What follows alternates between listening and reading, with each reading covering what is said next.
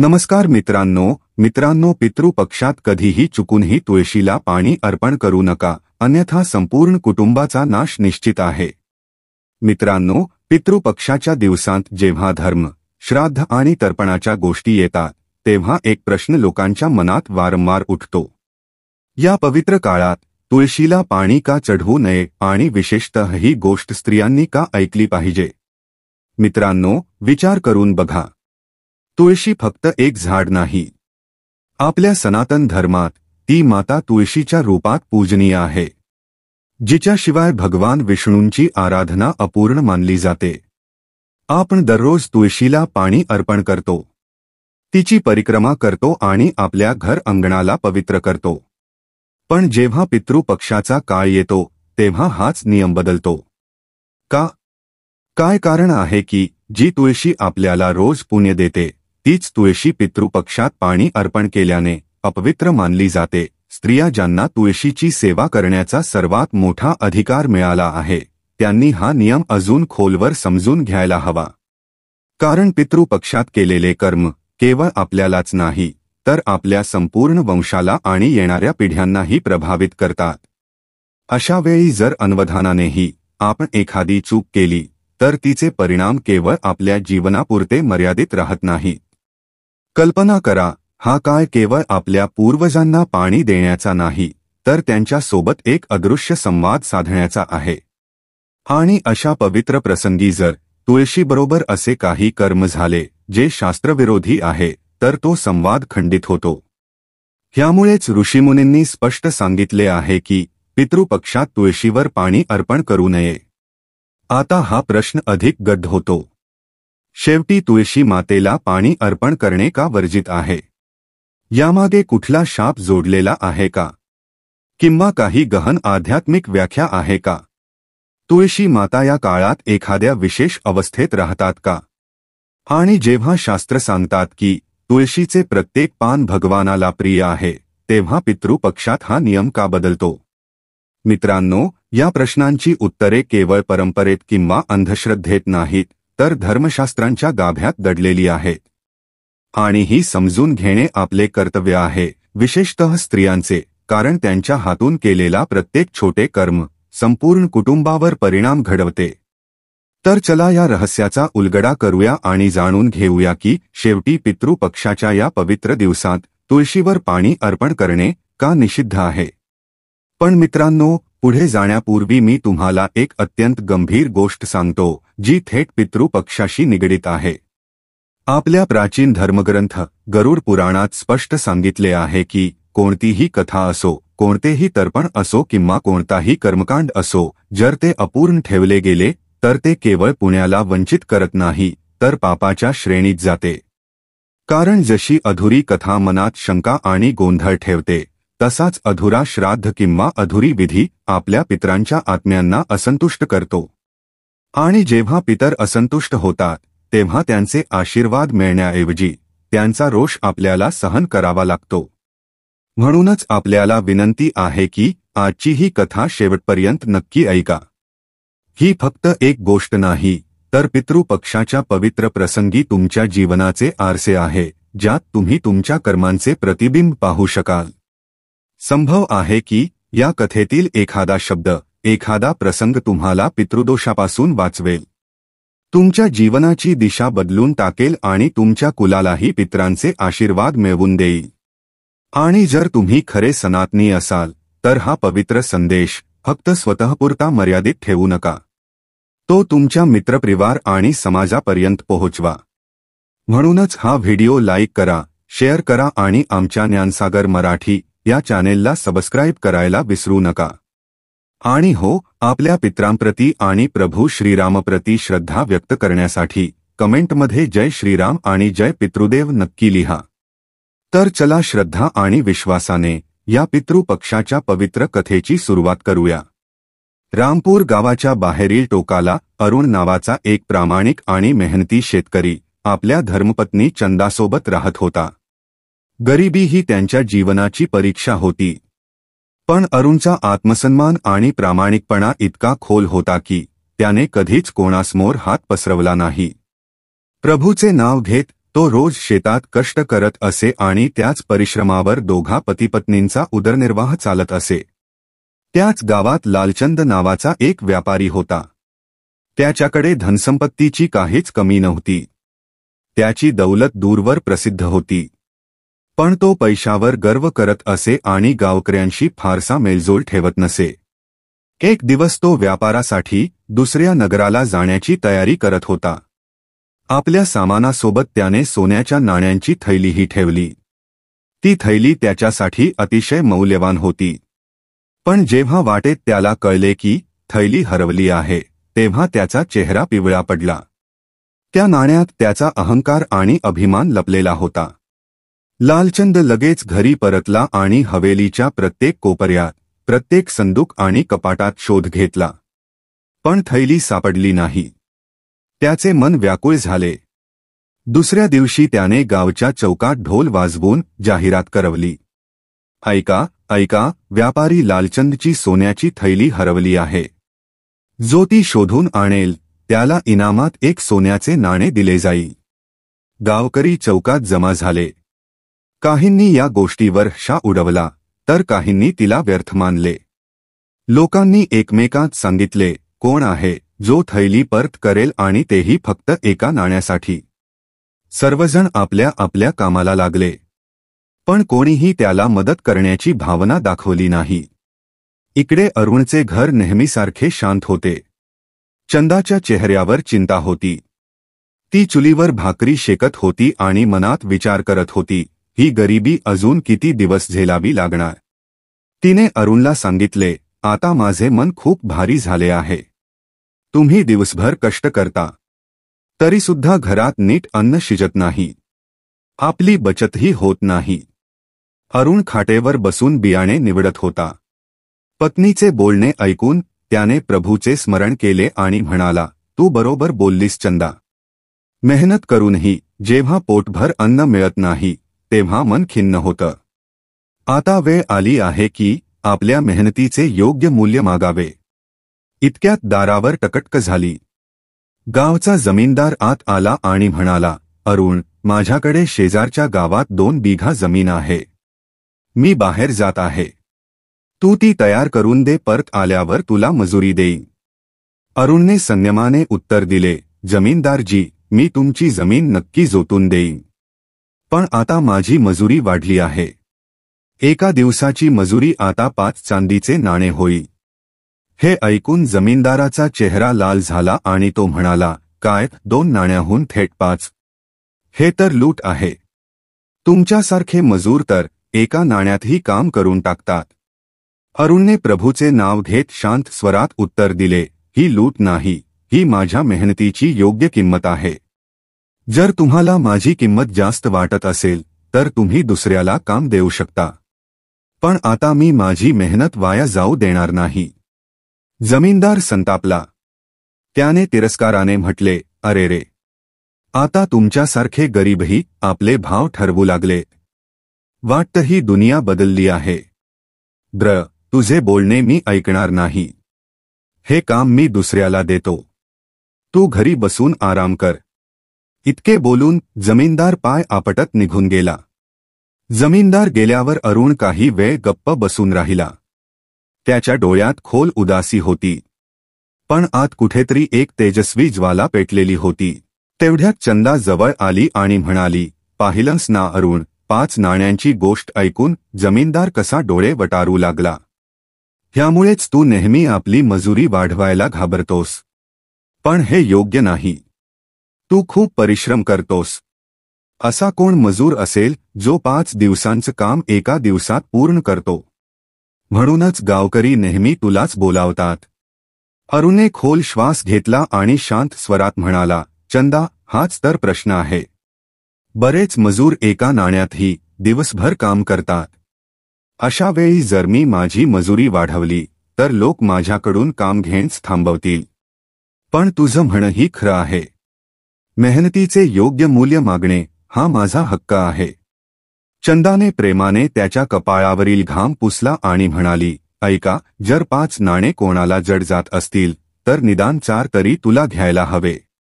4 नाण्यात आपला संसार व्यवस्थित चालेल. तुमची मेहनत इतकी स्वस्त नसावी. अरुणने थोडा विचार केला आणि मान हलवत म्हणाला, ठीक आहे चंदा. मी एका दिवसाची मजुरी नाही तर 4 चांदीची नाणीच घेईन. मला माझ्या मेहनतीचंही मूल्य ठेवायला हवं. चंदा हसली आणि म्हणाली, हेच बरोबर आहे. जेव्हा तुमची मेहनत उत्तम आहे तेव्हा तिचं मूल्यही श्रेष्ठ असायला हवं.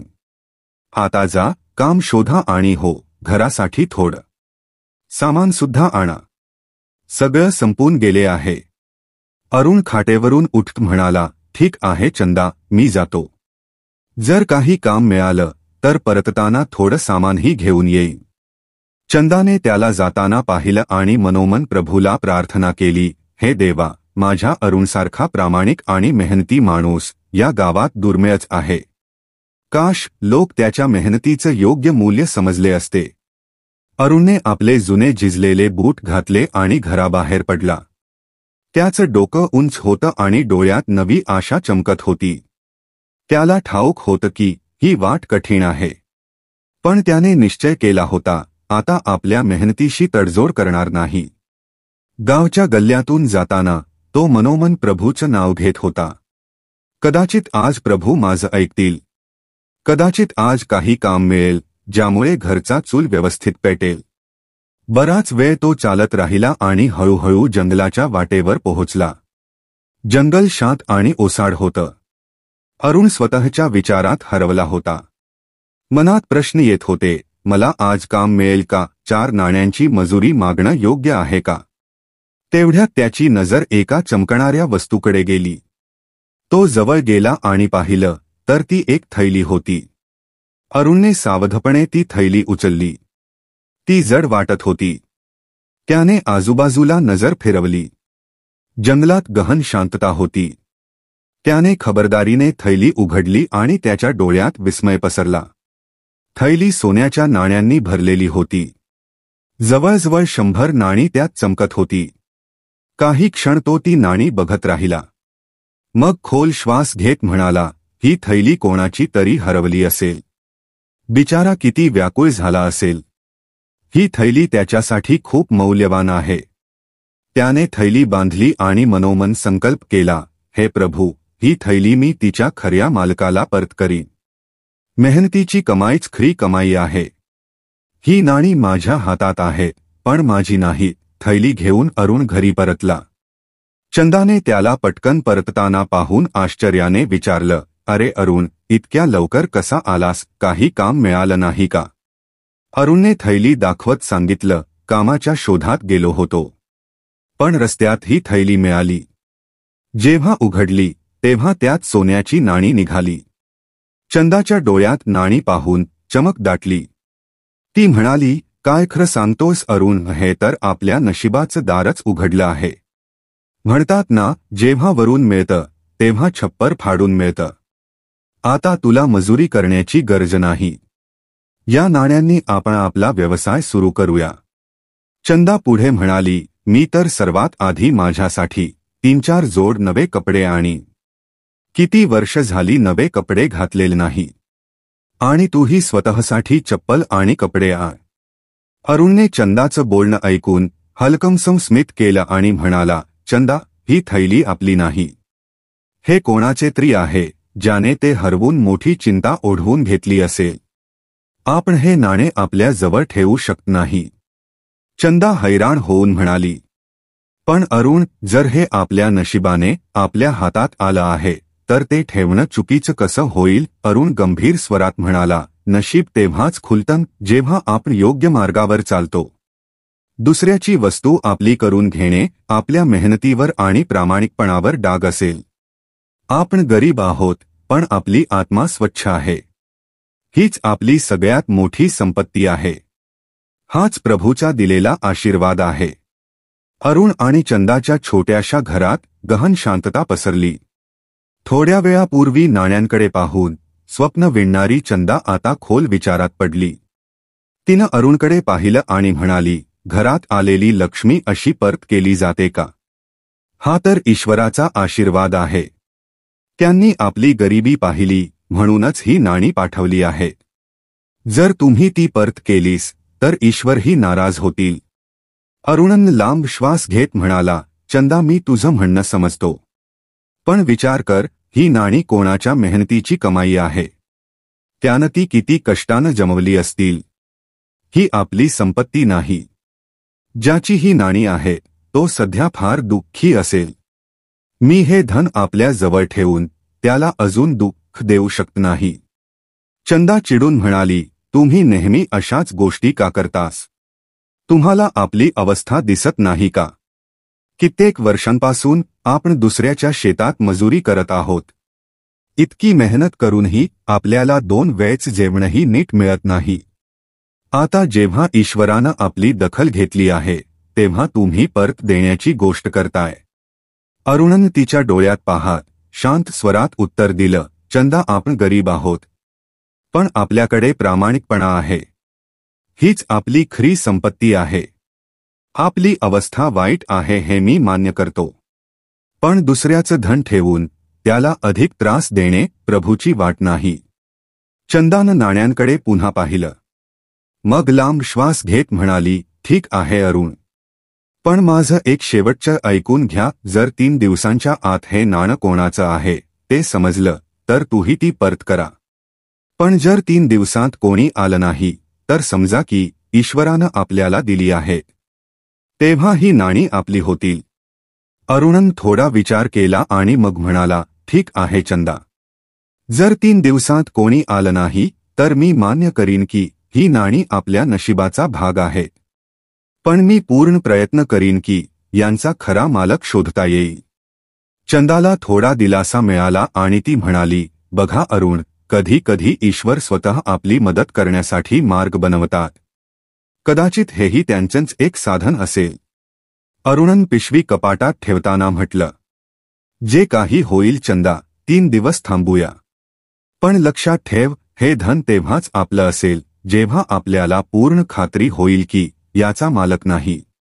दरम्यान व्यापारी लालचंदची चिंता वाढत चालली होती.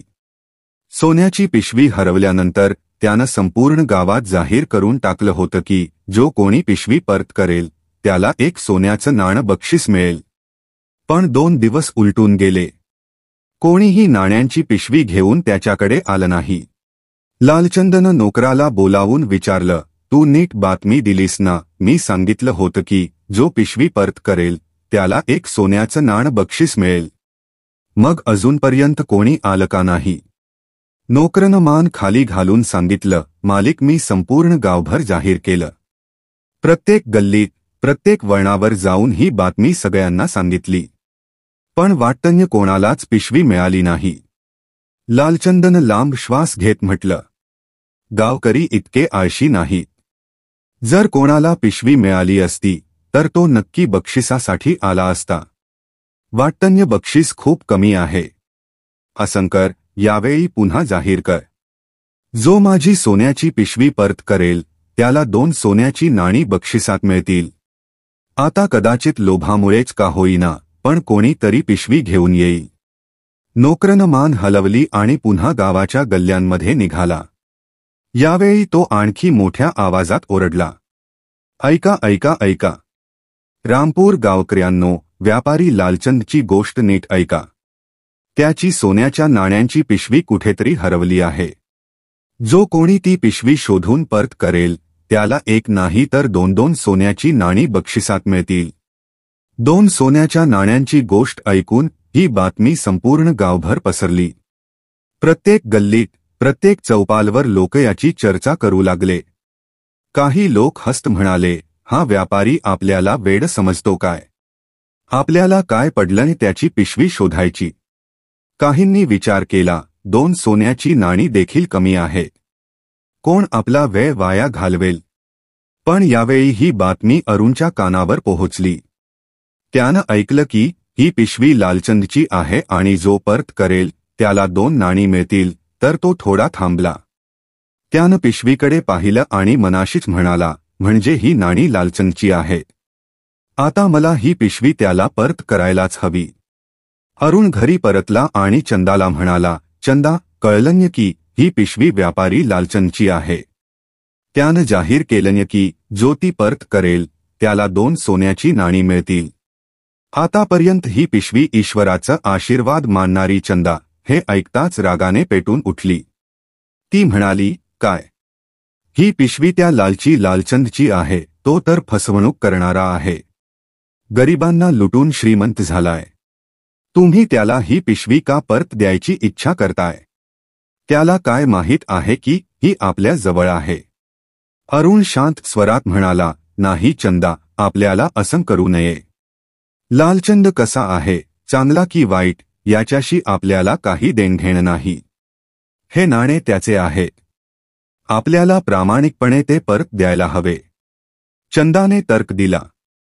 पण विचार कर अरुण, त्याच्याकडे आधीच इतकं धन आहे. एक पिशवी हरवली तर त्याला काय फरक पडणार? आणि त्याने कधी कुणाची मदत केली आहे का? तो तर इतरांच्या कष्टाचं फळ खातो. मग त्याची मदत का करायची? अरुण ठामपणे म्हणाला, चंदा, आपण त्याच्यासारखे झालो तर मग आपल्यात आणि त्याच्यात काही फरक राहणार नाही. आपली गरिबी ही आपली ओळख नाही. आपली प्रामाणिकता हीच आपली खरी संपत्ती आहे. आपल्याला त्याच्या वाईटाला आपल्या चांगुलपणाने उत्तर द्यायला हवं. दुसऱ्याचं धन स्वतःजवळ ठेवणं आपली आत्मा कलंकित करेल. चंदा काही काळ शांत राहिली. नंतर हलक्या रागाने म्हणाली, ठीक आहे, जसं तुम्हाला हवं तसं करा. पण माझं म्हणणं आहे की लालचंदसारख्या माणसाला धडा शिकवायलाच हवा. अरुण हसला आणि म्हणाला, धडा हाच आहे चंदा की आपण आपलं धर्मपालन करावं. त्याचं वाईट आपल्याला वाईट करायला भाग पाडू नये. हीच प्रभूची वाट आहे. चंदाने खोल श्वास घेतला आणि म्हणाली, ठीक आहे अरुण, मी तुझं म्हणणं मान्य करते. पण लक्षात ठेव, लालचंद चांगला माणूस नाही. आशा आहे तुझी प्रामाणिकता व्यर्थ जाणार नाही. अरुणने पिशवी उचलली आणि आपल्या प्रामाणिकतेवर तसेच प्रभूवर विश्वास ठेवून लालचंदच्या घराच्या दिशेने निघाला. रस्ताभर त्याच्या मनात विचारांचे ढग दाटत होते. लालचंद माझ्या प्रामाणिकतेची कदर करेल का? तो खरंच 2 सोन्याची नाणी देईल जसं त्याने जाहीर केलं आहे की काहीतरी वेगळंच करेल? मग त्याने मन शांत केलं आणि प्रभूचं स्मरण करत म्हणाला, मी हे बक्षिसासाठी करत नाही. माझं कर्तव्य आहे की हरवलेली वस्तू तिच्या मालकापर्यंत पोहोचवावी. बाकी जे होईल ते ईश्वराची इच्छा असेल. जेव्हा अरुण लालचंदच्या घरी पोहोचला तेव्हा दाराशी उभा राहून म्हणाला, लालचंदजी, आपण घरी आहात का? लालचंद, जो आपली पिशवी हरवल्यामुळे फारच अस्वस्थ होता, तो लगेच बाहेर आला. त्याची नजर अरुणच्या हातातील पिशवीवर पडली आणि तो आनंदाने ओरडला, अरे, ही तर माझी सोन्याच्या नाण्यांची पिशवी आहे. अरुणने नम्रतेने पिशवी त्याच्याकडे देत म्हणाला, जी, माझं नाव अरुण आहे. ही पिशवी मला जंगलाच्या वाटेत सापडली. ऐकलं की ती आपली आहे म्हणून परत आणली आहे. लालचंदने पिशवी घेतली आणि त्याच्या डोळ्यात चमक आली. त्याने पिशवी उघडून मोजणी केली. सगळी नाणी जागच्या जागी होती. भावुक होऊन तो म्हणाला, अरुण, आजच्या काळात असे प्रामाणिक माणसं मिळणं कठीण आहे. मी तर ठरवलं होतं की माझं धन परत येणारच नाही. तुझ्या प्रामाणिकतेने माझी आशा पुन्हा जिवंत केली आहे. मी तुझा ऋणी आहे. पण आनंद फार वेळ टिकला नाही. इनामाच्या वचनाची आठवण होताच त्याचं मन धडधडू लागलं. 2 सोन्याची नाणी देणं म्हणजे माझ्यासाठी तोटा आहे, तो मनात म्हणाला. थोडा वेळ विचार केल्यानंतर त्याने अलगद पिशवीत हात घालून 2 नाणी काढून आपल्या खिशात ठेवली. मग खोटं हसू चेहऱ्यावर आणून तो म्हणाला, अरुण, जसं मी गावात जाहीर केलं होतं, पिशवी परत करणाऱ्याला बक्षीस म्हणून 2 सोन्याची नाणी दिली जातील. मग लालचंदने बनावटी हस्तमुखाने अरुणकडे पाहिलं आणि पिशवी हातात घेऊन नाण्यांची मोजणी सुरू केली. त्याच्या बोटांनी एक एक नाणं मोजायला सुरुवात केली. शेवटच्या मोजणीपर्यंत पोहोचल्यावर त्याचा चेहरा बदलला. तो कठोर आवाजात म्हणाला, अरुण, या पिशवीत एकूण 100 नाणी होती. पण यात तर फक्त 98 आहेत. म्हणजेच तू आधीच 2 नाणी काढून घेतली आहेत. हे ऐकून अरुण हबकून गेला. त्याने नम्रतेने सांगितलं, सेठजी, आपण काय म्हणत आहात? मी ही पिशवी जशी जंगलात सापडली तशीच परत केली आहे. मी यातील एकही नाणं घेतलेलं नाही. प्रभूची शपथ, मी खरं सांगतोय. लालचंद तुच्छतेने म्हणाला. अच्छा, म्हणजे तू सांगतोस की मी खोट बोलतोय? मी माझी स्वतःची पिशवी मोजू शकत नाही का? स्पष्ट आहे की तूच 2 नाणी आधीच काढून घेतली आहे. जर इनाम हवा होता तर माझ्याकडे मागितला असतास. एवढी घाई करून चोरी करायची काय गरज होती? अरुणच्या चेहऱ्यावर अपमान आणि वेदना उमटली. त्याने शांत पण ठाम आवाजात सांगितलं, सेठजी, मी फक्त प्रामाणिकपणे ही पिशवी परत करण्यासाठी आलो आहे. मी यातून काहीच घेतलेलं नाही. तुम्हाला हवं असेल तर मी कुठल्याही देवी देवतांची शपथ घेईन, पण कृपया माझ्यावर चोरीचा डाग लावू नका. लालचंद व्यंगाने म्हणाला. म्हणजे तू म्हणतोस की मीच खोटारडा आहे?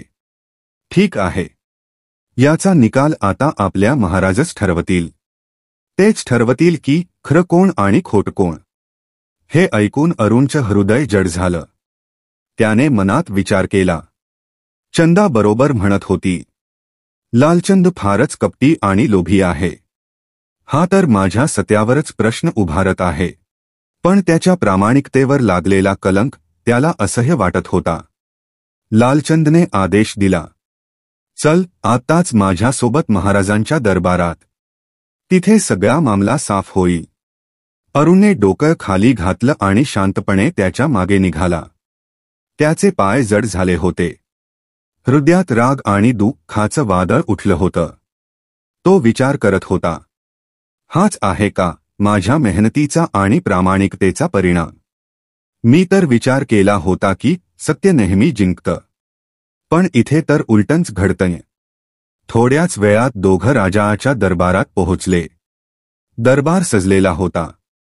आजूबाजूला गावकरी आपापले खटले घेऊन बसले होते. सिंहासनावर न्यायप्रिय राजा विराजमान होते. त्यांचा चेहरा गंभीर होता आणि डोळे सत्य ओळखायला तयार होते. जेव्हा लालचंद आणि अरुणची पाळी आली तेव्हा लालचंदने हात जोडून प्रणाम केला आणि म्हणाला, महाराज, मी आपल्या समोर एक मोठी समस्या घेऊन आलो आहे. माझी 100 सोन्याच्या नाण्यांची पिशवी कुठेतरी पडली होती. मी संपूर्ण गावात घोषणा करून सांगितलं होतं की जो कोणी माझी पिशवी परत आणेल त्याला 2 सोन्याची नाणी बक्षीस म्हणून दिली जातील. काही दिवसांनी अरुण ही पिशवी घेऊन माझ्याकडे आला. आधी मला आनंद झाला की पिशवी मिळाली, पण जेव्हा मी मोजणी केली तेव्हा त्यात 2 नाणी कमी निघाली. म्हणजेच हे इनामाची नाणी आधीच काढून घेतले. हे ऐकून राजाने गंभीर स्वरात विचारलं, अरुण, हे खरं आहे का? तू नाणी काढलीस का? अरुणने राजासमोर हात जोडले आणि शांत भावाने म्हणाला, महाराज, मी गरीब आहे, पण माझी प्रामाणिकता हीच माझी सर्वात मोठी संपत्ती आहे. ही पिशवी मला जंगलात मिळाली तेव्हा मी तिला स्पर्शही केला नाही. मला हेही ठाऊक नव्हतं की यात किती नाणी आहेत. माझा उद्देश फक्त एवढाच होता की पिशवी तिच्या मालकापर्यंत परत पोहोचावी. जर मी लोभी असतो तर ही पिशवी परत आणायलाच आलो नसतो. माझ्या प्रामाणिकतेवर संशय घेणं म्हणजे माझ्या आत्म्यावर आघात करणं आहे. मी प्रभूला साक्ष मानून सांगतो की मी एकही नाणं घेतलेलं नाही. राजाने दोघांच्याही गोष्टी लक्षपूर्वक ऐकल्या. त्यांना जाणवलं की अरुणच्या शब्दांत सत्य आणि विनम्रता स्पष्टपणे झळकत आहे, तर लालचंदच्या चेहऱ्यावर संभ्रम आणि लालसा उघड दिसत होती. राजा थोडा वेळ चिंतनात मग्न झाले आणि मग गंभीर स्वरात विचारलं, लालचंद, तुला पूर्ण विश्वास आहे का की तुझ्या पिशवीत 100 नाणीच होती? लालचंदने तत्काळ मान हलवत म्हटलं, हो महाराज, मी स्वतः माझ्या हातांनी 100 नाणी मोजून ठेवली होती. यात काही शंका नाही. राजा हलक्या स्मितहास्याने म्हणाले, म्हणजेच याचा अर्थ असा की तू स्वतःची पिशवी परत आणणाऱ्या अरुणवर चोरीचा आरोप लावलास. राजा अत्यंत बुद्धिमान आणि न्यायप्रिय होते. ते प्रजेचे प्रत्येक छोटे मोठे प्रकरण गंभीरतेने ऐकत आणि निष्पक्षपणे सोडवत असत. लालचंद जेव्हा दरबारात आपली बाजू मांडत होता तेव्हा राजा बारकाईने ऐकत होते. लालचंदने आपल्याकडून मोठी प्रभावी कथा मांडली होती, पण त्याच्या डोळ्यात आणि शब्दांत राजाला सत्यापेक्षा फसवणूक अधिक दिसत होती. राजाला लगेचच कळलं की लालचंद खोट बोलतो आहे, पण कोणताही पुरावा नसताना कुणावर आरोप करणं योग्य नव्हतं. काही क्षण दरबारात शांतता पसरली. राजाने डोळे मिटले, एक खोल श्वास घेतला आणि शांत स्वरात बोलले, माझ्या प्रिय प्रजाजनांनो, हा मामला अत्यंत गंभीर आहे. येथे आपण कोणताही निर्णय घाईघाईत घेऊ शकत नाही. न्यायदेवतेच्या डोळ्यांवर पट्टी यासाठी असते की ती कुठलाही पक्षपात न करता न्याय करेल. प्रजेतील प्रत्येक व्यक्ती आमच्यासाठी समान आहे. राजाने लालचंद आणि अरुण या दोघांकडे पाहिलं. दोघांच्या चेहऱ्यावर चिंता स्पष्ट दिसत होती. मग राजा म्हणाले, सध्या या प्रकरणात आपल्याकडे कोणताही ठोस पुरावा नाही. त्यामुळे मी ठरवलं आहे की याची सखोल चौकशी होईल. 3 दिवसांच्या आत खरी गोष्ट समोर आणली जाईल. तोपर्यंत तुम्ही दोघेही आपल्या घरी जा आणि या विषयात कुठलाही हस्तक्षेप करू नका. हाच माझा आदेश आहे. दरबारात उपस्थित लोकांनी राजाच्या या निर्णयाचं कौतुक केलं. न्यायप्रिय राजाच्या या वागणुकीमुळे त्यांचा मानसन्मान अधिकच वाढला. आता सगळ्यांच्या नजरा 3 दिवसांनी होणाऱ्या निकालाकडे लागल्या होत्या. दोघेही आपल्या घरी परतले. लालचंदच्या चेहऱ्यावर चलाख हसू होतं. जणू त्याने मोठ्या चतुराईने आपलं काम साधलं होतं. तर अरुणचं मन जड झालं होतं. डोळ्यात उदासी, चेहऱ्यावर थकवा आणि मान खाली झुकलेली. प्रत्येक पावलागणिक त्याचं दुःख अधिक गहिरं होत होतं. जेव्हा तो आपल्या छोट्या मातीच्या घराच्या अंगणात पोहोचला तेव्हा त्याची पत्नी चंदा दारात उभी त्याची वाट पाहत होती. चंदाने त्याचा उदास चेहरा पाहून हळूच विचारलं, काय झालं जी, आपण इतके दुःखी का दिसताय? अरुणे खोल श्वास घेतला आणि आत जाऊन खाटेवर बसला. काही वेळ शांत राहिला. मग जड मनाने म्हणाला, चंदा, तू अगदी बरोबर होतीस. तो लालचंद खरोखर कपटी आणि लोभी आहे. आज त्याने माझ्या प्रामाणिकतेचं असं उत्तर दिलं ज्याची मी कल्पनाही केली नव्हती. चंदा घाबरून म्हणाली, काय केलं त्याने? अरुणचा आवाज थरथरला. त्याने मला इनाम देण्याऐवजी माझ्यावर आरोप केला की मी त्याच्या पिशवीतून 2 सोन्याची नाणी चोरली. मग तो मला राजाकडे घेऊन गेला. मला इतका अपमानित वाटलं की जणू माझ्या सत्याचं काहीच मोल नाही. चंदा, आपली प्रामाणिकता हाच जर परिणाम देत असेल तर आपण सत्याची किंमत असंच चुकवावी लागेल का? चंदाच्या डोळ्यात राग आणि वेदना दोन्ही दाटून आले. ती म्हणाली, मी आधीच सांगितलं होतं की त्या लोभी माणसाची पिशवी परत करू नकोस. पण तुम्ही तुमच्या प्रामाणिकपणावर आणि तत्वांवर ठाम होतास. आता पाहिलंस ना निकाल. या जगात खऱ्या माणसांसाठी जागाच नाही. इथे तर चलाख आणि मक्कार लोकच जिंकतात. अरुणने मान खाली घातली. त्याला ठाऊक होतं की चंदाच्या शब्दात सत्य आहे. तरीही त्याने आपल्या मनात जाणवलं की प्रामाणिकता सोडणं शक्य नाही. हाच त्याच्या आत्म्याचा खरा बळ होता. अंगणात गहन शांतता पसरली. चंदाच्या शब्दांत नाराजी होती, पण तिच्या अंतःकरणात पतीसाठी चिंता आणि सहानुभूतीही होती. दोघांच्या मनात एकच प्रश्न घोळत होता, खरंच का या संसारात सत्य कमकुवत आहे? इथे लालचंदने चलाखीने संपूर्ण गावात अफवा पसरवली. अरुणने माझ्या थैलीतून 2 नाणी काढून घेतली. तो गल्ली गल्ली फिरून हे खोटं प्रकरण सांगू लागला. पण गावकरी अरुणला मनापासून ओळखत होते. त्याच्या प्रामाणिकपणाच्या गोष्टी प्रत्येक घरात ऐकायला मिळत होत्या. म्हणून लालचंदच्या खोट्या गोष्टींचा परिणाम कुणावरच झाला नाही. उलट लोक त्याच्या खोटेपणामुळे अधिकच संतापले. गावातील लोकांना माहीत होतं की लालचंद आधीही अनेकांना फसवून गेला आहे. त्याची ओळख एक स्वार्थी आणि लालची व्यक्ती म्हणून होती. तेव्हाच एके दिवशी गावातील 2 लोक रघु आणि नरेश अरुणच्या घरी आले. अरुण त्यांना पाहून खाटेवरून उठून बसला. त्याच्या डोळ्यात थकवा आणि मनात वेदना स्पष्ट दिसत होती. नरेश म्हणाला, अरुण भाई, तुझ्यासोबत जे घडलं ऐकून फार वाईट वाटलं. तुझ्यासारख्या प्रामाणिक माणसाबरोबर असा अन्याय. पण भाऊ, एक चूक मात्र तुझ्याकडून नक्की झाली. तुला लालचंदची थैली परत करायलाच नको होती. रघुनेही होकार दिला. हे खरं आहे अरुण. आम्हा सगळ्यांना माहिती आहे की तू प्रामाणिकपणा जपलास. पण लालचंदसारखे लोक प्रामाणिकपणाची किंमत कधीच करत नाहीत. मीही त्याच्याकडे 10 दिवस काम केलं होतं. जेव्हा मजुरी घ्यायला गेलो तेव्हा त्याने म्हटलं, तू असं काय केलंस ज्यासाठी तुला पैसे द्यावे आणि एक पैसाही दिला नाही. तो दिवस आजही आठवला की रक्त खवळतं, पण गरीब माणसाचं कोण ऐकतं. अरुण आपल्या मित्रांच्या गोष्टी शांतपणे ऐकत होता. त्याने हळू आवाजात म्हटलं, भावांनो, मी काय करू. मी तर तेच केलं जे मला योग्य वाटलं.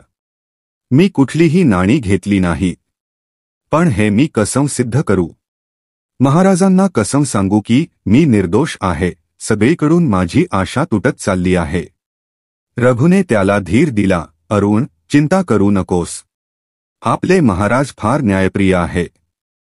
ते कधीही निर्दोषाला शिक्षा देणार नाहीत. खरं नक्कीच समोर येईल. देवाची इच्छा झाली तर लालचंद त्याच्या पापाचा फळ नक्कीच भोगेल. तिघंही बोलत असताना संध्याकाळ झाली. आकाशात हलके ढग होते आणि गार वारा सुटला होता. पण अरुणच्या हृदयात भय आणि अस्वस्थतेचे ढग दाटलेले होते. त्याने 3 दिवस केवळ एकच प्रार्थना केली, हे प्रभू, सत्य समोर येऊ दे आणि माझं दामन पुन्हा निर्मळ होऊ दे. 3 दिवस असेच गेले. अरुणच्या रात्री अस्वस्थतेत गेल्या आणि दिवस कधी आशेत तर कधी निराशेत. आता तो दिवस आला जेव्हा महाराजांनी दोन्ही पक्षांना दरबारात बोलावलं. संपूर्ण गावात ही बातमी पसरली.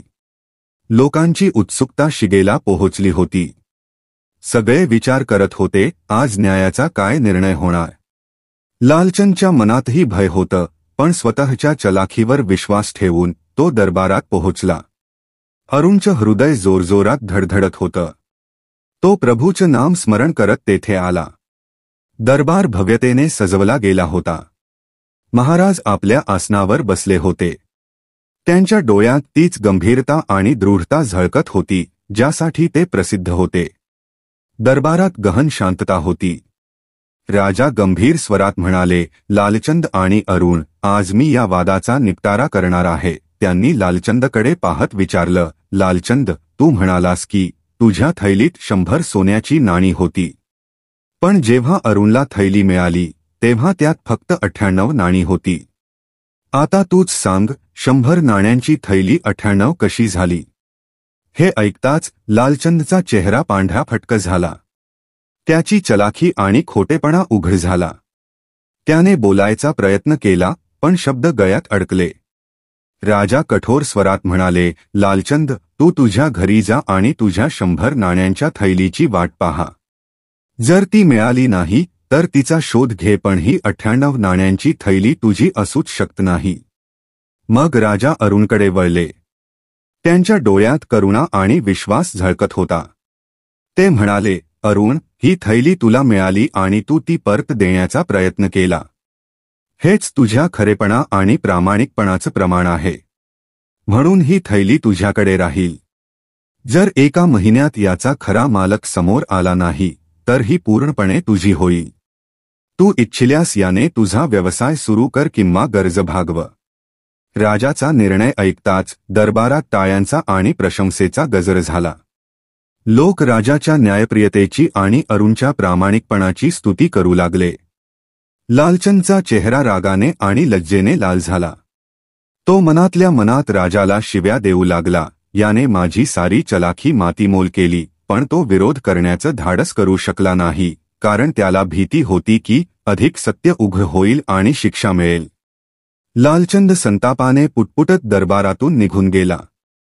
अरुणने हात जोडून राजाला धन्यवाद दिला. त्याच्या डोळ्यात अश्रू होते, पण ते अश्रू सुटकेचे आणि कृतज्ञतेचे होते. त्याच्या मनाने जाणलं, खरेपणा आणि प्रामाणिकपणाचा मार्ग कठीण असतो, पण शेवटी विजय त्याचाच होतो.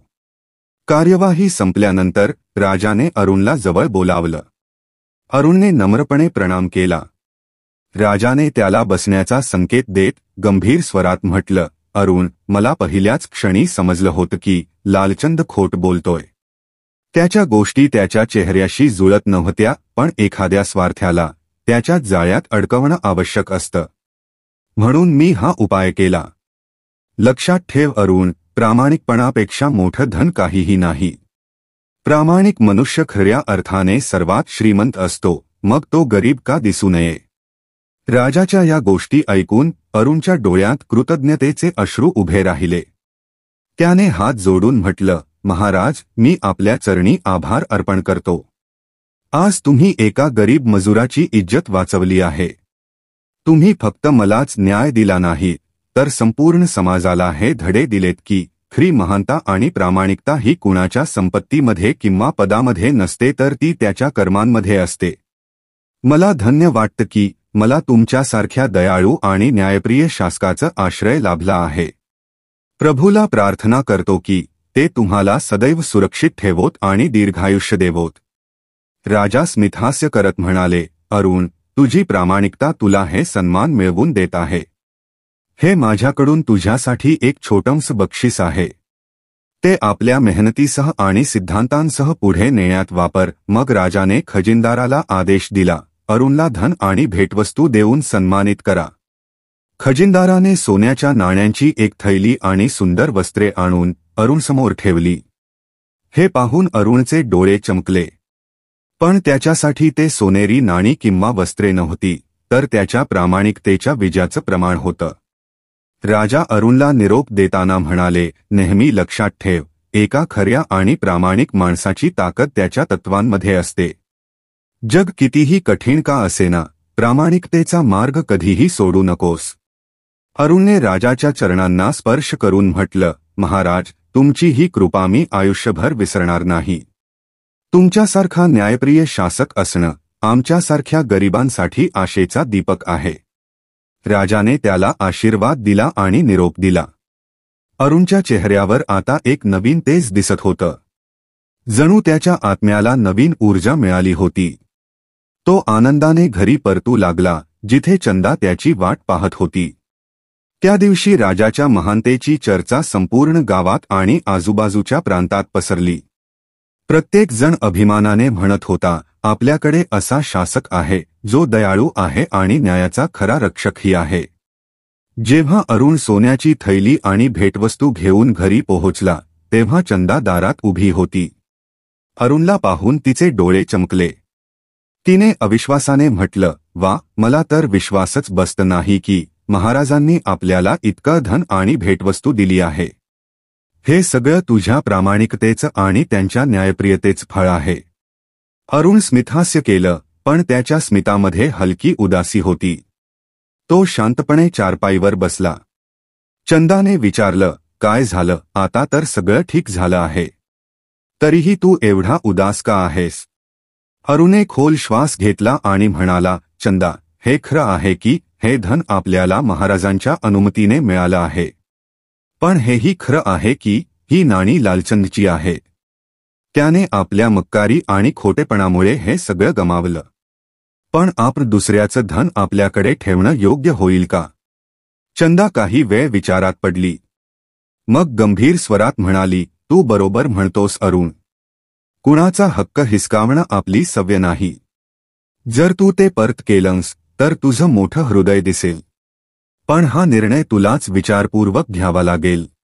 अरुणने ठाम स्वरात म्हटलं, मला माझ्या मनाचा आवाज ऐकावा लागेल. प्रामाणिकतेचा अर्थ फक्त सत्य बोलणं नसतं, तर योग्य काम करणंही असतं. लालचंदने आपल्या लोभाची शिक्षा भोगली, पण मी त्याची थैली त्यालाच परत देणार आहे. चंदा हस्त म्हणाली, जा अरुण, मी या तुझ्या निर्णयात तुझ्या सोबत आहे. हीच तुझ्या प्रामाणिकतेची आणि आपल्या तत्वांची खरी विजय असेल. अरुणने थैली उचलली आणि लालचंदच्या घरी निघाला. रस्त्यात त्याच्या मनात फक्त एकच प्रश्न फिरत होता, लालचंद आता त्याचा सामना कसा करेल? लालचंदच्या घरी पोहोचून अरुणने दारावर हलकेच टकटक केली. काही क्षणात दार उघडलं. समोर लालचंद उभा होता. त्याच्या डोळ्यात अजूनही राग आणि तुच्छतेची चिता होती. त्याने अरुणला पाहताच कठोर स्वरात विचारलं, आता इथे काय घ्यायला आलास? सोन्याची नाणी तर नेलीच आहेस. आता काय माझी जमीन जुमला घेण्याचाही विचार आहे का? अरुणने अत्यंत शांत आणि गंभीर स्वरात उत्तर दिलं, सेठजी, मी इथे काही घ्यायला नाही आलो, तर परत द्यायला आलो आहे. ही सोन्याच्या नाण्यांची थैली तुमची आहे. मी नाही इच्छितो की माझ्यामुळे कुणाबरोबर अन्याय व्हावा. हे तुमचं धन आहे, तुम्हीच ठेवा. अरुणच्या या गोष्टी ऐकून लालचंद स्तब्ध झाला. काही क्षण त्याच्या तोंडातून एकही शब्द बाहेर पडला नाही. त्याचे डोळे थैलीवर खेळले होते. पण त्याच्या मनात एक अद्भुत हालचाल सुरू झाली होती. हळूहळू त्याच्या चेहऱ्यावरचा राग लज्जेमध्ये बदलला. लालचंद जड स्वरात म्हणाला, अरुण, आज तू माझे डोळे उघडलेस. मी किती स्वार्थी आणि लालची होतो. तुझ्यासारख्या प्रामाणिक आणि सज्जन माणसाचा 2 नाण्यांमुळे अपमान करण्याचा विचार केला. पण आज मला कळलं आहे की खरं धन सोन्या चांदीत नसून सत्य आणि प्रामाणिकतेत आहे. तुझ्या सत्याने मला बदलून टाकलं आहे. खरी सुख मेहनत आणि सत्यात आहे, फसवणूक आणि लोभात नाही. हे म्हणताच लालचंदच्या डोळ्यात पश्चात्तापाचे अश्रू दाटले. त्याने मान झुकवून म्हटलं, अरुण भाई, शक्य असेल तर मला क्षमा कर. तरी मला ठाऊक आहे की मी क्षमेच्या योग्यही नाही. अरुणने हलकंसं स्मित करून म्हटलं, सेठजी, असं म्हणू नका. माणसाकडून चूक होणं स्वाभाविक आहे. पण आपली चूक मान्य करणं आणि ती सुधारण्याचा निर्धार करणं हीच सर्वात मोठी महानता आहे. तुम्ही तुमची चूक मान्य केली, हेच सर्वात मोठं आहे. लालचंदने थैली हातात घेतली. पण आता त्याच्या मनात धनाविषयी मोह उरला नव्हता. त्याने खोल श्वास घेत म्हणाला, अरुण, मी आजपासून प्रण करतो की कधीही कुणाबरोबर अन्याय किंवा फसवणूक करणार नाही. मी आता एक खरे आणि प्रामाणिक जीवन जगीन. तुझ्या साधेपणाने आणि प्रामाणिकपणाने मला बदलून टाकले आहे. त्यानंतर लालचंदने अरुणला घरात बोलावले आणि म्हणाला, अरुण भाऊ, जर तुला हरकत नसेल तर मी इच्छितो की तू माझ्यासोबत काम कर. मला तुझ्यासारख्या प्रामाणिकपणा आणि मेहनतीची गरज आहे. मी वचन देतो की तुझ्याशी नेहमी न्याय करीन. अरुणने त्याच्या डोळ्यात डोकावून पाहिले. तिथे पहिल्यांदाच सत्य आणि नम्रतेचा भाव होता. अरुणने मान हलवत म्हणाला, सेठजी, मला आनंद होईल तुमच्यासोबत काम करताना. मी पूर्ण मेहनत आणि प्रामाणिकपणाने काम करेन. अशा प्रकारे लालचंदचे जीवन पूर्णपणे बदलले. तो आता एक प्रामाणिक आणि खरा माणूस बनला. त्याने आपल्या पापांचे प्रायश्चित्त करायला सुरुवात केली आणि लोकांना मदत करायला लागला. त्याचप्रमाणे अरुणलाही एक स्थिर आणि सुखी जीवन जगण्याची संधी मिळाली. गावात ही घटना एक आदर्श बनली. लोक आता अरुणची सत्यता आणि लालचंदचे बदललेले जीवन याची कथा सांगू लागले. ही कथा फक्त सत्य आणि प्रामाणिकपणाचा संदेश देत नव्हती, तर हे देखील शिकवत होती की एका माणसाचे चांगुलपण दुसऱ्या माणसाचे हृदय कसे बदलू शकते. प्रिय दर्शक बंधूंनो, या संपूर्ण कथेच्या माध्यमातून आपण पितृपक्षाच्या त्या 3 शिकवणी जाणून घेऊ, ज्यांना या कलियुगात एखाद्या साध्या मनुष्याने आपल्या जीवनात अंगीकारले तर तो कधीही दुःखी होणार नाही. तर चला दर्शक बंधूंनो, आपला मौल्यवान वेळ वाया न घालवता जाणून घेऊया त्या 3 शिकवणी. पहिली शिकवण, प्रामाणिकपणा हा पूर्वजांचा सर्वात मोठा आशीर्वाद आहे. दर्शक बंधूंनो, जेव्हा आपण पितृपक्षाचे स्मरण करतो तेव्हा तो केवळ एक परंपरा किंवा कर्मकांड नसतो, तर तो आपल्या पूर्वजांच्या जीवनातील गहन शिकवणी आठवण्याची एक संधी असते. आपल्या पितरांनी आपले जीवन सत्य, धर्म आणि प्रामाणिकपणावर आधारित केले होते. त्यांनी आपल्याला हा मार्ग दाखवला होता की धन आणि वैभव हे जीवनाचे अधिष्ठान नाही, तर खरी कर्मे आणि प्रामाणिकपणा हीच सर्वात मोठी संपत्ती आहे. कथेत तुम्ही पाहिले की जेव्हा अरुणला सोन्याची थैली मिळाली तेव्हा त्याच्या समोर 2 रस्ते होते. एक होता लोभाचा रस्ता, जिथे तो धनाला आपले समजून आपले दुःख दूर करू शकला असता. दुसरा होता प्रामाणिकपणाचा रस्ता, जिथे तो आपली आत्मा स्वच्छ ठेवून खरी मालकाकडे ती थैली परत देऊ शकला असता. अरुणने दुसरा मार्ग निवडला. त्याला माहीत होते की पितरांचे आशीर्वाद त्यांच्यावरच असतात जे धर्म आणि सत्यावर ठाम राहतात. अरुणने गरिबी असतानाही कधीही आपल्या प्रामाणिकपणाशी तडजोड केली नाही. त्याने हे सिद्ध केले की प्रामाणिकपणा हा फक्त शब्द नाही तर आत्म्याची शांती आहे. हेच ते गुण आहेत जे आपल्या पूर्वजांनी सर्वात मोठा आशीर्वाद मानले होते. जेव्हा आपण पितृपक्षात आपल्या पितरांना जल अर्पित करतो तेव्हा प्रत्यक्षात आपण त्यांच्याकडून हेच आशीर्वाद मागत असतो की आपल्यालाही तसेच खरे आणि प्रामाणिक जीवन जगण्याची ताकद मिळो. विचार करा, जर अरुणने ती थैली स्वतःकडे ठेवली असती तर कदाचित तो धनाने श्रीमंत झाला असता, पण त्याची आत्मा गरीब झाली असती. त्याचे डोळे कधीच शांतपणे झोपू शकले नसते.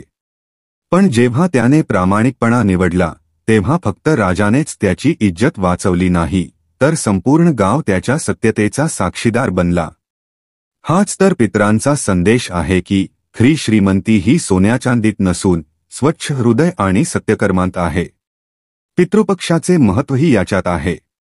जेव्हा आपण आपल्या पितरांना श्रद्धेने स्मरण करतो तेव्हा आपल्याला आठवते की प्रामाणिक जीवन हीच सर्वात मोठी पूजा आहे. परिस्थिती कितीही कठीण का असेना, जर आपण आपल्या पितरांसारखे सत्य आणि प्रामाणिकतेने जगलो तर देवही आपली रक्षा करतात आणि पितरही तृप्त होतात. अरुणची ही कथा आपल्याला हेच शिकवते की प्रामाणिकपणा सोडून केलेले कोणतेही कर्म पितरांना प्रसन्न करत नाही. पण जेव्हा आपण सत्य आणि धर्म स्वीकारतो तेव्हा आपले पूर्वजही गर्वाने म्हणतात, पहा, आपली संतती आपल्या मार्गावर चालत आहे. हेच खरे श्राद्ध आहे. हेच खरे तर्पण आहे. म्हणून पितृपक्षात केवळ जल अर्पण करू नका तर आपल्या जीवनालाही प्रामाणिकपणाच्या जलाने सिंचा. हेच ते आशीर्वाद आहे जे पिढ्यानपिढ्या आपले पूर्वज आपल्याला देत आले आहेत की प्रामाणिकपणात सर्वात मोठे धन आहे आणि हाच त्यांच्या आशीर्वादाचा खरा प्रतीक आहे. दुसरी शिकवण अन्याय सहायचा नाही, धर्म पाळायचा आहे. पितृपक्षाचा हा पवित्र काळ आपल्याला फक्त आपल्या पूर्वजांना जल आणि तर्पण अर्पित करण्याची संधी देत नाही तर तो आपल्या जीवनाला त्यांच्या शिकवणींशी जोडण्याची सर्वात मोठी संधी आहे. हाच तो काळ आहे जेव्हा आपल्याला विचार करावा लागतो की आपल्या पूर्वजांनी कोणत्या मूल्यांना सर्वाधिक महत्त्व दिले होते आणि आपण कोणत्या मार्गाने चालायला हवे. या कथेतून आपल्याला दुसरी गहन शिकवण मिळते की अन्याय कधीही सहन करू नये तर धर्म आणि सत्याच्या मार्गावर ठाम राहावे. अरुणचे जीवन कठीण परिस्थितींनी भरलेले होते. दिवसरात्राची मेहनत, गरिबी आणि भुकेने त्याला तोडण्याचा प्रयत्न केला. तरीसुद्धा त्याने नेहमी प्रामाणिकपणाला धरून ठेवले. परंतु जेव्हा लालचंदने त्याच्यावर हा खोटा आरोप केला की त्याने थैलीतून 2 नाणी काढली आहेत तेव्हा तो फक्त एक साधा आरोप नव्हता. तो त्याच्या आत्म्यावर आघात होता. तो त्याच्या सत्यतेवर आणि प्रामाणिकपणावर प्रश्नचिन्ह होता. त्या क्षणी अरुणसाठी ती सर्वात मोठी परीक्षा होती. काय तो शांत राहून अपमान सहन करेल की सत्यासाठी उभा राहील? अरुणने हार मानली नाही. त्याचे हृदय नक्की दुखले. डोळे ओलावले गेले. पण त्याच्या आत्म्याने त्याला सांगितले, धर्माचा मार्ग कठीण असतो पण हाच खरा मार्ग आहे. म्हणूनच तो राजाच्या दरबारात गेला आणि सत्याचा आधार घेतला. पितृपक्ष आपल्याला हेच शिकवतो की जेव्हा जीवनात अधर्म समोर येतो तेव्हा आपल्याला मान खाली घालून शांत बसायचे नसते. पितरांची आत्मा तेव्हाच प्रसन्न होते जेव्हा त्यांची संतती सत्याचा साथ देते. अधर्म सहन करणे हे देखील अधर्माचाच एक भाग बनतो. पण जेव्हा आपण त्याला सामोरे जातो तेव्हा आपण केवळ स्वतःसाठीच नव्हे तर आपल्या संपूर्ण वंशासाठी पुण्य कमावतो. राजाने जेव्हा दोघांची वचने ऐकली तेव्हा त्याला अरुणच्या शब्दांत सत्य आणि त्याच्या चेहऱ्यावर प्रामाणिकपणा दिसला. लालचंदाच्या डोळ्यात फसवणूक आणि लोभ स्पष्ट दिसत होते. राजाने न्याय करताना अरुणच्या प्रामाणिकपणाला मान्यता दिली आणि लालचंदाची चलाखी उघडकीस आणली.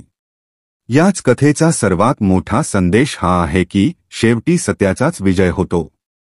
विचार करा, जर अरुण त्या वेळी घाबरला असता किंवा खोटा आरोप सहन करून मागे हटला असता तर त्याच्या प्रामाणिकपणावर कायमचा डाग बसला असता. पण त्याने धैर्य दाखवले.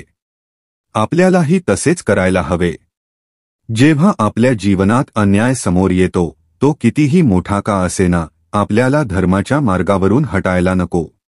पितृपक्षात जेव्हा आपण आपल्या पितरांना जल अर्पण करतो, तेव्हा त्या जलातील प्रत्येक थेंब आपल्याला हेच आठवण करून देतो, अन्याय सहन करू नका, सत्यासोबत उभे रहा. आपल्या पूर्वजांचे जीवनही याच शिकवणीनं भरलेलं होतं. त्यांनी प्रतिकूल परिस्थितीतही सत्य कधीच सोडलं नाही. त्यांची ही परंपरा आजही आपल्याला प्रेरणा देते.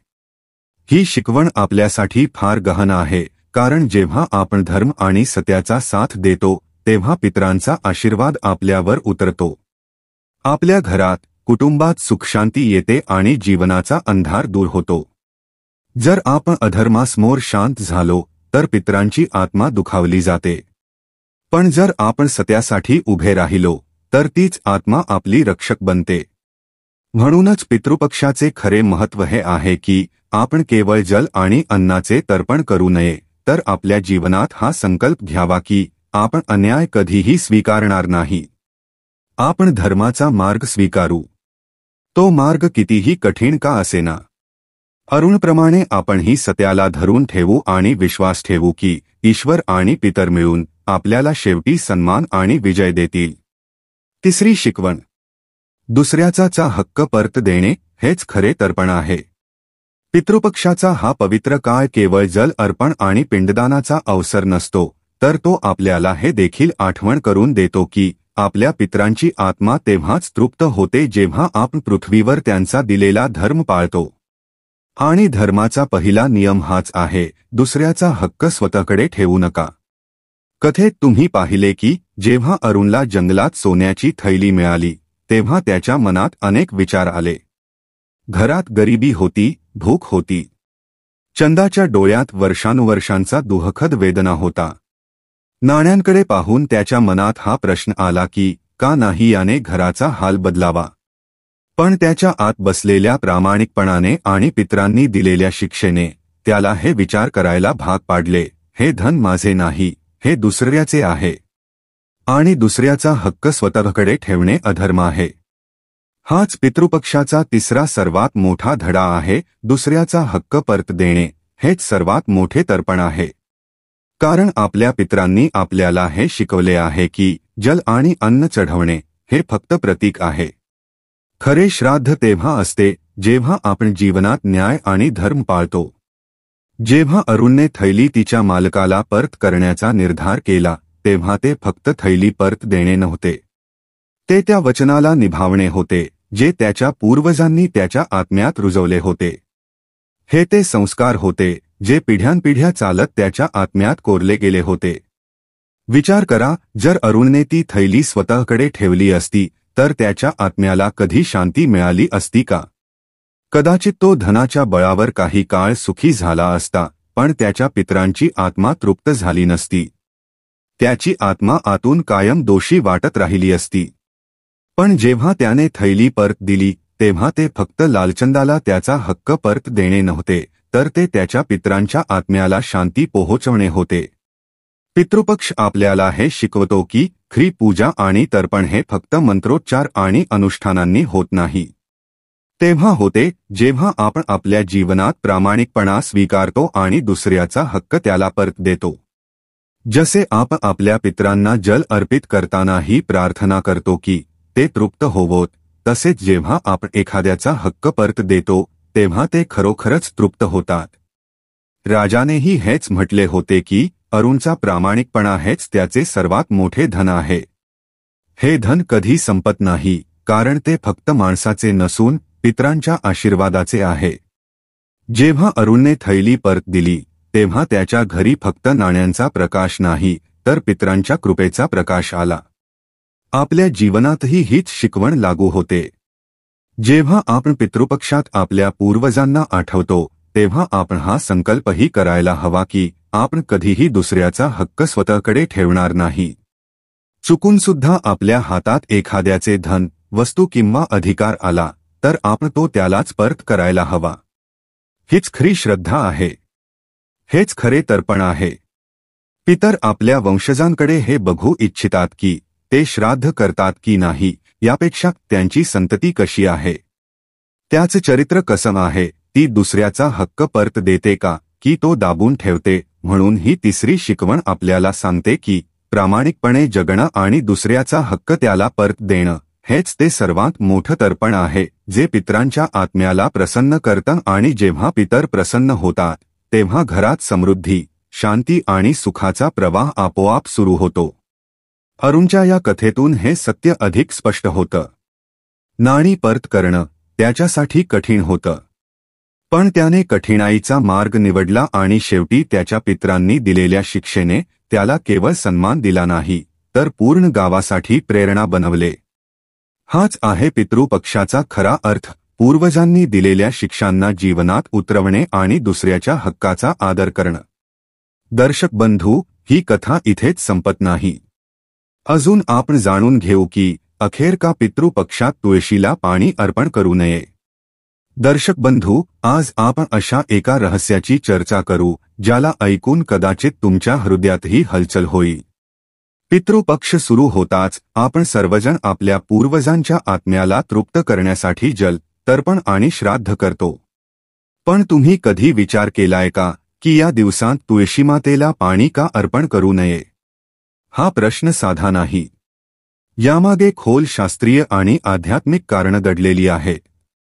आणि ही गोष्ट विशेषतः घरातील महिलांनी जरूर ऐकावी, कारण तुळशीमाता आणि पितरांशी जोडलेला हा नियम थेट त्यांच्या जीवनाशी संबंधित आहे.